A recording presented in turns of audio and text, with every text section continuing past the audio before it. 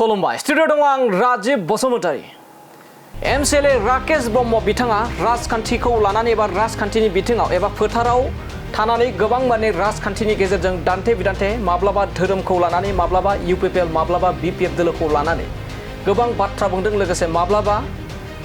BJP राजखान्थि दोलोखौ बाखनायनानै माब्लाबा रायजोनि गिबि मन्त्रि डक्टर हिमन्त बिश्व शर्मा बिथांखौ बाखनायनानै गोबां बाथ्रा बुंबोगासिनो दङ जेब्लानिफ्राय इउपिपिएल राजखान्थि दोलोनिफ्राय बिथाङा नागारना एबा रिजाइन मारियो बै समनिफ्रायनो इउपिपिएल बिपिएफ लोगोसे गुबुन गुबुन बाथ्रा लानानै आरो धोरोमखौ लानानै गोबां दान्थे बिदान्थे लाबोदों आरो बेबाराव गिबि खेबनि थाखाय डक्टर अनजालि दैमारि बिथांनि जा राजखान्थि जा बिथांनि दैदेननाय राजखान्थि एपिबि दोलोखौ लानानै गिबि खेबनि थाखाय बाथ्रा बुंदों राकेश ब्रह्म बिथाङा अजद दैखांदों दि अनजालि दैमारिनि जा एपिबि राजखान्थि दोलो एबा दोलोनि सायाव राकेश ब्रह्म बिथांनि गोख्रों खेंफोरथि जे अनजालि दैमारि बिथांनि एपिपि दोलोआ गावनि बिदा रन्जन दैमारि आरो बारग' एनडिएफबिखौ लानानै जोनोम जानाय मोनसे दोलो नाथाय जोंनि बे आमि काउरि होननाय बे जा दोलो दायो बिथाङा राजखान्थि दोलो दानायनि बाथ्रा बुंबोबाय थादों बेयो गुबुन गुबुन दोलो गुबुन गुबुन लोगोसे आथिखालनि लाइमोनफोरखौ लानानै लोगोसे जोंनि बाथौ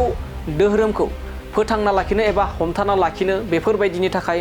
बे आमि काउरि होननाय राजखान्थि दोलोआ जोनोम जागोन एबा